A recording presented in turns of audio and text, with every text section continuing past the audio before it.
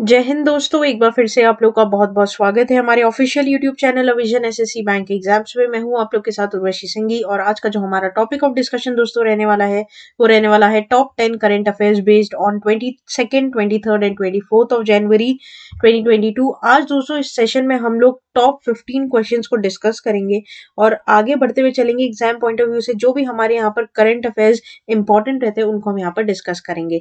बढ़ने से पहले दोस्तों मैं आप लोग को बता दूं कि आप हमारा ऑफिशियल टेलीग्राम चैनल भी ज्वाइन कर सकते हैं, जहां पर आपको लिंक और पीडीएफ मिल जाएगी। जो भी हम अपने ऑफिशियल यूट्यूब चैनल पर वीडियोस अपलोड करते हैं उसकी लिंक और उसकी पीडीएफ आपको हमारे टेलीग्राम चैनल पर मिल जाएगी। आप टेलीग्राम चैनल को इंस्टॉल करने के लिए प्ले स्टोर पर जा सकते हैं, सर्च करिएगा विजन इंस्टीट्यूट, कुछ इस प्रकार का लोगो दिखाई देगा और उस ग्रुप को आपको क्या कर लेना है, तुरंत ही ज्वाइन कर लेना है, जहां पर आपको लिंक और पीडीएफ मिल जाएगी। फर्दर जानकारी दोस्तों, यहाँ पर हम अपना आईबीपीएस क्लर्क का दोस्तों क्या लॉन्च कर चुके हैं, क्रैश कोर्स लॉन्च कर चुके हैं फ्रॉम 17th ऑफ जनवरी, जिसकी कोर्स फी आपकी रहेगी सिर्फ 499 रुपीज। ठीक है, अगर आप लोग इसको अप्लाई करना चाहते हैं तो इस नंबर पर हमें संपर्क करें और साथ ही साथ आप लोग हमारी ऑफिशियल वेबसाइट को जो कि है www.avision.co.in, जहां पर आपको टेस्ट सीरीज, ऑनलाइन कोर्सेज और जितने भी आई हुई वैकेंसी उन सब के बारे में डिटेल चर्चा मिल जाएगी, डिटेल इंक्वायरी भी, इंफॉर्मेशन भी मिल जाएगी दोस्तों। इस पर भी आप हमें संपर्क कर सकते हैं।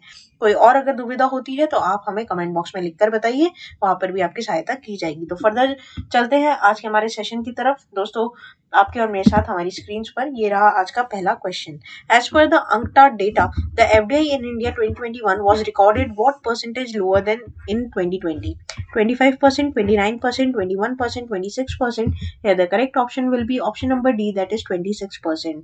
तो यहाँ पर दोस्तों जो हमारे एफडीआई फ्लो है इंडिया का वो फॉल कर चुका है by 26% in 2021 UNCTAD by the UNCTAD report. अब ये अंकटाड क्या है दोस्तों? That is your UN conference for trade and development. ये बात आपको ध्यान रखनी है। अंकटाड जो है दोस्तों ये बेसिकली सिर्फ ट्रेड और डेवलपमेंट में दोस्तों क्या करता है, डील करता है। मतलब इंडिया, हमारा जो देश है दोस्तों इंडिया, उसके बाद जितना भी आप लोगों का लेना देना चलता है, ठीक है, जो ट्रेड चलता है, एक्सपोर्ट इम्पोर्ट, इन सब का जो मामला है वो अंकटाड हैंडल करता है। ठीक है, investment trends monitor published on January 19, 2022.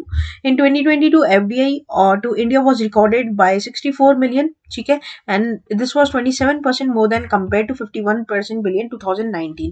तो बेसिकली दोस्तों 2019 में आपका 51 बिलियन था, ठीक है, और 2020 में वो देखने को मिला 64 बिलियन। तो कहीं ना कहीं ये आपका कंपैरेटिवली ज्यादा था। लेकिन वही दोस्तों 2021 की अगर बात करूं तो 47.36 यहाँ पर देखने को मिला है। तो यहाँ पर एक डाउनग्रेड फॉल मिला है हमें, ठीक है, और ये फॉल बताया जा रहा है आपका 26% के हिसाब से। UNCTAD said that the low FDI in India was mainly because of the large cross-border mergers and acquisition, that is an M&A. ठीक है, deals with recorded in 2020 were not reported. The global FDI flows increased by 77% to an estimated USD of 1.65 trillion in 2021 from USD 929 billion in 2020, right? तो ये बात आप लोग ध्यान रखिएगा कि 2019 से 2020 में बढ़ोतरी थी, लेकिन 2020 से 2021 की अगर बात की जाए तो यहाँ पर एक डाउनफॉल मिला है। और इसका जो रीजन है वो यही है कि यहाँ पर दोस्तों जो मर्जर्स और एक्विजिशन है, ठीक है, लार्ज क्रॉस बॉर्डर के जो मर्जर और एक्विजिशन है ये रिकॉर्ड नहीं किए गए हैं। ठीक है, तो ये बात ध्यान रखिएगा। नेक्स्ट चलते हैं, नेक्स्ट बात करते हैं क्वेश्चन नंबर 2 की तरफ। द आजादी का अमृत महोत्सव से स्वर्णिम भारत की ओर program is a year-long initiative dedicated to the celebration of Azadi Ka Amrit Mahotsav by which organization? Isha Foundations, Brahma Kumaris, Patanjali Yogipeeth और ISKCON? Here the correct option will be option number B, that is Brahma Kumaris. तो दोस्तों यहाँ पर prime minister Narendra Modi ने inaugurate किया है आजादी का अमृत महोत्सव से स्वर्णिम भारत की ओर programme on January 2022 via video conferencing. क्यों? Because of the ongoing pandemic. The national level program includes 7-year-long initiative dedicated to the celebration of Azadi Ka Amrit Mahotsav by the Brahma Kumaris. More than 30 campaigns and over 15,000 programs and events will be conducted under these initiative by the Brahma Kumaris, right? अभी जो 7 ब्रह्मा कुमारीज है किस किस को include किया है, देखो दोस्तों ये इंपॉर्टेंट रहेगा आप लोग के लिए, बहुत इंपॉर्टेंट रहेगा। माई इंडिया हेल्दी इंडिया, ठीक है, आत्मनिर्भर Bharat, self reliance farmers, women flag bearers of India, power of peace बस कैंपेन, अनदेखा Bharat cycle rally, United India motor bike campaign और ग्रीन इनिशिएटिव अंडर स्वच्छ भारत अभियान। तो ये दोस्तों 7 आपकी क्या है, ब्रह्म कुमारी से जो कि इंक्लूड की गई है आपकी इस मिशन में, इस प्रोग्राम में। नाम ध्यान रखना, आजादी का अमृत महोत्सव से स्वर्णिम भारत की ओर, जिसको इनॉग्रेट किसके द्वारा किया गया है, तो इनॉग्रेट किया गया है पीएम मोदी के द्वारा। नेक्स्ट चलते हैं, नेक्स्ट बात करते हैं क्वेश्चन नंबर 3 के ऊपर। PM Modi set to inaugurate world second tallest statue in sitting position comprising 216 foot statue of Ramanujacharya in which city? Visakhapatnam, Kochi, Hyderabad, Bengaluru. Here the correct option will be option number C, that is Hyderabad. तो यहाँ पे देखो photo देख पा रहे हो दोस्तों, कितनी सुंदर ये एक प्रतिमा है, स्टैचू है किसकी, रामानुचार्य जी की, राम अनुज आचार्य जी की। तो पढ़ लेते हैं इसके बारे में। PM Modi will inaugurate 216 foot statue of Ram Anuj Acharya in sitting position in Hyderabad, February 5, 2022 to celebrate 1000th birth anniversary of the saint. Ramanujacharya was 11th century saint and revolutionary social reformer. ठीक है, इस statue को जो नाम दिया गया है दोस्तों, वो गया है statue of equality. Now this is very important, ठीक है, statue of unity and statue of equality. Now this is the difference. It is located in a 45 acre complex of Shamsabad of outskirts of Hyderabad in Telangana. The project was built at a cost of rupees 1000 crore, which was funded entirely by the donations of devotees globally. President Ramnath Kovind will unveil the inner chamber of the statue Ramanujacharya on February 13, 2022. The Statue of Equality is the world's second tallest statue in sitting position. The Buddha statue in Thailand is considered the world's tallest statue in the sitting position. तो पहले number पर दोस्तों Thailand में Buddha statue है, और दूसरे number पर हमारे यहाँ पर राम अनुजाचार्य की सिटिंग पोजीशन हैदराबाद में जो है 216 फुट की वो रहेगी। नाउ दिस इज इंपॉर्टेंट, ठीक है। नेक्स्ट चलते हैं, नेक्स्ट बात करते हैं क्वेश्चन नंबर 4 के ऊपर। Government has merged the flame of Amar Jawan Jyoti with the flame at National War Memorial near India Gate in Delhi. The eternal flame of Amar Jawan Jyoti was lit in which year? 1952, 1972, 1949, 1980. Here the correct option will be option number B, that is 1972. The government of India has merged the flame of the Amar Jawan Jyoti at Delhi's India Gate with the flame at a adjoining National War Memorial on January 21, 2022, ahead of the Republic Day. The ceremony was led by the Integrated Defence Staff Chief Minister Air Marshal Balabhadra Radhakrishnan. This means after 50 years of continuous lightning, the flame of Amar Jawan Jyoti will no longer be present there, right? तो ये ध्यान रखना दोस्तों, ये जो flame आपको दिख रही है, ये फ्लेम देख पा रहे हो ना आप लोग, ये फ्लेम की बात यहाँ पर की गई है अमर जवान ज्योति में जो फ्लेम थी। नेक्स्ट चलते हैं, नेक्स्ट बात करते हैं हम लोग क्वेश्चन नंबर 5 के ऊपर। Haryana state government has partnered with which state to revive the Saraswati river? Rajasthan, Uttarakhand, Punjab, Himachal Pradesh. है the correct option will be option number D, that is Himachal Pradesh.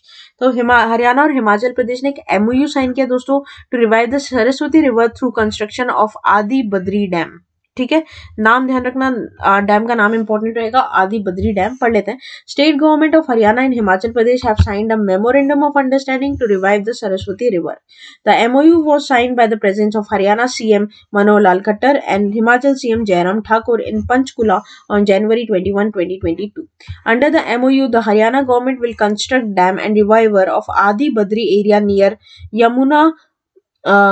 Yamuna Nagar district which is situated in the border of Himachal Pradesh. इस जो project का cost रहेगा, मतलब total fund outlay 215.33 crore का यहाँ पर देखने को मिलेगा and will be borne entirely by the Haryana government. मतलब पूरा पेमेंट कौन करेगा? हरियाणा गवर्नमेंट करेगा। Adi Badri is considered as the origin of Saraswati river. It is planned the dam will be delivered 224 hectare water from Som river which starts from Himachal Pradesh and falls into the Yamuna river in Yamuna Nagar. Out of 224 hectare meter water, 62 hectare meter water will be given to Himachal Pradesh and remaining 162 hectare will be used for the Saraswati river in the Haryana throughout the year. ठीक है, तो यहाँ पर दोस्तों दो राज्य के बीच में क्या हुआ है? एमओयू हुआ है। कौन कौन? आपका हिमाचल प्रदेश और हरियाणा के बीच में। और ये पूरा प्रोजेक्ट जो है वो आप लोगों का कितने का रहेगा? ये पूरा प्रोजेक्ट का टोटल फंड आउटले 215.33 करोड़ रहेगा, जो कि पूरा बियर किया जाएगा किसके द्वारा? हरियाणा के द्वारा। ठीक है, दूसरी बात जो यहाँ पर आपको ध्यान रखनी है कि ये टोटल 224 हेक्टर मीटर वाटर क्या करेगा? सप्लाई करेगा, जिसमें से 62 हेक्टर मीटर कौन लेगा? आपका हिमाचल प्रदेश लेगा, और बाकी रिमेनिंग बचा हुआ कितना? 162 वो लेगा आपका हरियाणा। ठीक है, तो ये बात आप लोग ध्यान रखिएगा। नेक्स्ट चलते हैं, नेक्स्ट बात करते हैं क्वेश्चन नंबर 6 के ऊपर। The The first BRICS Sherpas meeting of 2022 was held under the chairmanship of which country? China, India, Russia, Brazil. Here the correct option will be option number A, that is China.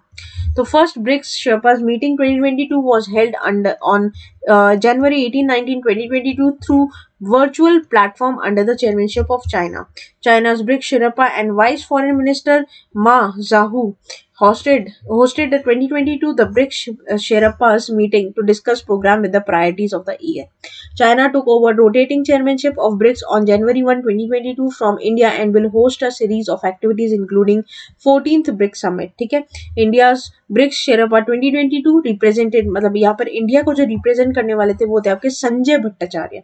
Now this is important, right. अब यहाँ पर 5 major emerging economies है. कौन कौन सी? Brazil, Russia, India, China और south Africa. ठीक है, तो ये भी आप लोग ध्यान रखोगे कि ब्रिक्स में 5 आपकी इमर्जिंग इकोनॉमीज है दोस्तों. कौन कौन सी? ब्राजील, रशिया, इंडिया, चाइना और साउथ अफ्रीका. और इंडिया का डेलीगेशन यहाँ पर कौन रिप्रेजेंट किया था? तो संजय भट्टाचार्य. ये बात आप ध्यान रखना. और चेयरमैनशिप किसके अंडर थी? तो चाइना के अंडर थी. कौन सी? 2022 की. ठीक है, नेक्स्ट चलते हैं. नेक्स्ट बात करते हैं क्वेश्चन नंबर 7 के ऊपर. India recently test fired more indigenous and improved variant of BrahMos missile in it is which type of missile? Cruise missile, conventional guided missile, ballistic missile और all of the above. Here the correct option will be option number A, that is cruise missile. तो यहाँ पर India overtook another successful test firing of BrahMos supersonic cruise missile on January 20, 2022 with the increased indigenous content and improved performance. The launch of conducted jointly by BrahMos Aerospace in close coordination with DRDO. ठीक है, the missile was test fired by the integrated range in Chandipur off coast of Odisha. BrahMos is a joint venture between India and Russia who together have formed BrahMos Aerospace Limited and India is represented by DRDO. ठीक है, तो यहाँ पर BrahMos missile का दोस्तों test fire हुआ है और ये सक्सेसफुल हो गया और इसे improved BrahMos supersonic cruise missile भी बोला गया है. नेक्स्ट चलते हैं. नेक्स्ट बात करते हैं क्वेश्चन नंबर 8 के ऊपर. Which country recently test flighted Arrow 3 anti-ballistic missile system and its inter-separators? Israel, France, Germany, Russia. Here the correct option will be option number A, that is Israel. तो यहाँ पर दोस्तों Israel Defense Ministry conducted successfully test flight of Arrow 3 anti-ballistic missile system and interceptors of January 18, 2022. The Arrow 3 interceptor is designed to intercept ballistic missiles outside Earth's atmosphere. The advanced Arrow weapon system is jointly funded and developed and produced by Israel and the United States through Israel Aerospace Industries IAI and the Boeing, right? तो ये बात ध्यान रखना दोस्तों. Photo भी देख पा रहे हो आप लोग. तो यहाँ पर दोस्तों टेस्ट फायर हुआ है. ठीक है, सक्सेसफुल रहा है इजराइल की तरफ से. नेक्स्ट चलते हैं. नेक्स्ट बात करते हैं क्वेश्चन नंबर 9 के ऊपर. Who has been appointed as a independent chairman to the board of unity small finance bank limited by RBI? This is important. कैसे? आपके बैंकिंग अवेयरनेस को मिलाकर ये क्वेश्चन दोस्तों बन सकता है एग्जाम में. बहुत इंपॉर्टेंट है. कोई ऑप्शन है आप लोग के पास? अनिल स्वरूप, शशिकांत शर्मा, विनोद राय, राजीव महर्षि. है the correct option will be option number C, that is Vinod Rai. Photo देख पा रहे हो दोस्तों आप. RBI has approved the appointment of former controller and auditor general CAG Vinod Rai as a independent chairman of unity small finance bank limited. Unity Small Finance Bank is a joint venture of Centrup Group and fintech firm BharatPe in the ratio of 51:49 respectively, right? तो यहाँ पर Centrup Group की दोस्तों क्या है? Majority है और BharatPe 49% का शेयर होल्डर है यहाँ पर. नेक्स्ट चलते हैं. नेक्स्ट बात करते हैं हम लोग क्वेश्चन नंबर 10 के ऊपर. Which Indian actor has recently won the International Association of Working Women Award at the DC South Asian Film DCSAFF 2021? Sushmita Sen, Tiska Chopra, Kriti Kulhari, Gauhar Khan. Here the correct option will be option number A, that is Sushmita Sen. Photo देख पा रहे हो आप दोस्तों. तो यहाँ पर Bollywood actress Sushmita Sen has conferred with the International Association of Working Women at the Washington DC South Asian Film Festival 2021. ठीक है, इनको फैसिलिटेट किया गया है for the outstanding performance in the TV series of Aarya 2. The Aarya 2 series is created by Ram Madhvani and has release on December 10, 2021 in Disney Plus Hotstar, right? यहाँ पर दोस्तों मैं आपको बता दूं कि ये जो आपका प्रोग्राम था ये वर्चुअली यहाँ पर ऑर्गेनाइज किया गया था 16 जनवरी से 30 जनवरी को, और यहाँ पर this is the best in alternative cinemas of India, Pakistan, Afghanistan, Bangladesh, Nepal, Bhutan, Tibet and Sri Lanka. ठीक है, तो ये भी ध्यान रखना कि यहाँ पर इंडियन एक्ट्रेस में से सुष्मिता सेन को दोस्तों आर्य 2 के लिए ये अवार्ड मिला है। नेक्स्ट चलते हैं, नेक्स्ट बात करते हैं हम लोग क्वेश्चन नंबर 11 के ऊपर। India's first para badminton academy has been set up in which country? Chennai, Hyderabad, Lucknow, Pune. Here the correct option will be option number C, that is Lucknow. तो India's first para badminton academy has been set up in Lucknow, Uttar Pradesh, and it has all the advanced equipments and facilities. The setup will improve India's first medal prospects at the 2024 Paralympics to the held in which is held in Paris, France at Stade France Stadium. The badminton center has been launched by the head coach of India para badminton team, that is Gaurav Khanna, and associated with the Aegis federal life insurance. ठीक है, तो ये ध्यान रखना कि यहाँ पर पैरामिंटन academy जो है वो लॉन्च की गई है पहली इंडिया में, कहाँ पर? लखनऊ, उत्तर प्रदेश में। और किस किस के यहाँ पर दोस्तों कोलैबोरेशन रहेगा? तो यहाँ पर कोलैबोरेशन रहेगा आपका किसके साथ? एजिस फेडरल लाइफ इंश्योरेंस के साथ। ठीक है, नेक्स्ट चलते हैं, नेक्स्ट बात करते हैं क्वेश्चन नंबर 12 के ऊपर। Jahnavi Dangeti has became only Indian to complete the International Air and Space Program at NASA and launch Operation Kennedy Space Center. Janvi is from which state? West Bengal, Tamil Nadu, Andhra Pradesh, Maharashtra. Here the correct option will be option number C, that is Andhra Pradesh. Now you can see the photo of her, right? Janvi Dagneti, a 19-year-old engineer student of Andhra Pradesh, has created a history by becoming first and only Indian to undergo and complete the International Air and Space Program at NASA launch operations Kennedy Space Center in Alabama in US. ठीक है, Janvi is among only 20 young people from all over the world selected for IASP program. Janvi, who hails at Palakolu in West Godavari of Andhra Pradesh, is currently pursuing her engineering second year from private university in Punjab. ठीक है, तो ये बात आप लोग ध्यान रखिएगा, ये पहली ऐसी आपको मैं बोलूं पहली ऐसी इंडियन बनी है 19 ईयर ओल्ड, जिनका नाम आपको ध्यान रखना, और कहां से बिलोंग करती है दोस्तों? आंध्र प्रदेश से। नेक्स्ट चलते हैं, नेक्स्ट बात करते हैं क्वेश्चन नंबर 13 के ऊपर। Who among the following has recently become the India's first UN development programme UNDP youth climate championship? Sejal Kumar, Prajakta Koli, Ashish Chanchlani और Ranveer Allahbadia. Here the correct option will be option number B, that is Prajakta Koli. Now you can see the photo. Prajakta Koli has become the India's first UN development programme youth climate champion. She is the content creator of the various online platforms like YouTube and Instagram. She has been conferred the title of the contribution towards mental health, women rights, girl child education through various global social campaigns. With this title, Prajakta will now have the responsibility to interact with the young generation to raise awareness around climate crisis, global warming, biodiversity loss and their impacts. She is also global ambassador for YouTube's Creators for Change initiative, right? तो ये बात भी ध्यान रखना दोस्तों कि ये global ambassador भी है किसकी? आपकी YouTube creators for change initiative. ठीक है, so this is also important. Next चलते हैं, नेक्स्ट बात करते हैं क्वेश्चन नंबर 14 के ऊपर। The report title banking on electric vehicles in India has been released by which organization in collaboration with Rocky Mountain Institute and RMI India? FICCI, State Bank of India, NPCI, NITI Aayog. Here the correct option will be option number D, that is NITI Aayog, है ना? तो NITI Aayog has released a report titled Banking on Electric Vehicles in India on January 22, 2022, which outlines the need and importance of inclusion of electric vehicles in RBI priority sector lending guidelines. Priority sector lending क्या है दोस्तों? कि जो bank loan देता है इस sector में, मतलब PSL में जो भी सेक्टर आते हैं उन सेक्टर में एक minimum amount of loan percentage तो जाना ही चाहिए।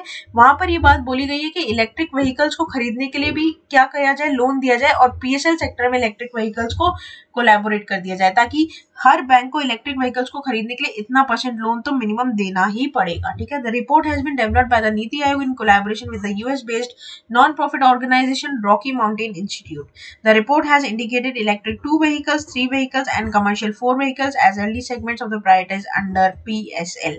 Suggestion has also made to recognize electric vehicles as an infrastructure and sub-sector of the Finance Ministry and the incorporation of electric vehicles as a separate reporting category under RBI, right. तो यहाँ पर बात की गई है दोस्तों क्या कि पीएसएल सेक्टर में पहले तो इलेक्ट्रिक व्हीकल्स को भी डाला जाए और कुछ परसेंट मिनिमम बैंक हमेशा लोन यहाँ पर क्या करे, ग्रांट करे ईवी मतलब इलेक्ट्रिक व्हीकल्स को, ठीक है। नेक्स्ट चलते हैं last question of this session के ऊपर। Researchers have recently named which species of animal after Swedish environmental activist Greta Thunberg? Indian cobra, monarch butterfly, whale shark, rain frog. Here the correct option will be option number D, that is rain frog. Now we can see the photo. The team of the research have been named a new species of rain frog discovered in the tropical rainforest of the Panama after Swedish environment activist Greta Thunberg. Right, the tiny rain frog species has been named as, बहुत यहाँ पे देख लीजिएगा दोस्तों ये नाम, ठीक है, जो कि इसका एक साइंटिफिक नाम है जिसको आप लोग सिंपली नोन एज क्या बोलोगे, ग्रेटा थनबर्ग रेन फ्रॉग, ठीक है। तो हमें इतना बड़ा साइंटिफिक नाम याद नहीं रखना है, हमें सिर्फ इसका नॉर्मल नाम याद रखना है। The unique known species of frog was discovered in 2012 in Panama mount Cuante by an international team led by the Dr. Abel Batista and Dr. Conrad Mebert and was thought to be a part of already categorized Pristimantis family. The 2018 through DNA analysis, the team confirmed that the frog is a new species. Right? तो ये बात भी ध्यान रखना। तो ये था दोस्तों हमारा पूरा टॉप 15 करंट अफेयर्स का सेशन। आशा करते हैं कि सेशन आप लोग को अच्छा लगा होगा। अच्छा लगा है तो लाइक करना मत भूलिएगा, चैनल को तुरंत ही सब्सक्राइब कर लीजिए और साथ ही साथ बेल आइकन को जरूर प्रेस कर दीजिएगा ताकि जब भी मैं कोई नई वीडियो डालूं दोस्तों सबसे पहले उसका नोटिफिकेशन आप लोग की स्क्रीन पर आ जाए। तब तक के लिए आप लोग बने रहिए हमारे साथ। Thank you so much and have a nice day.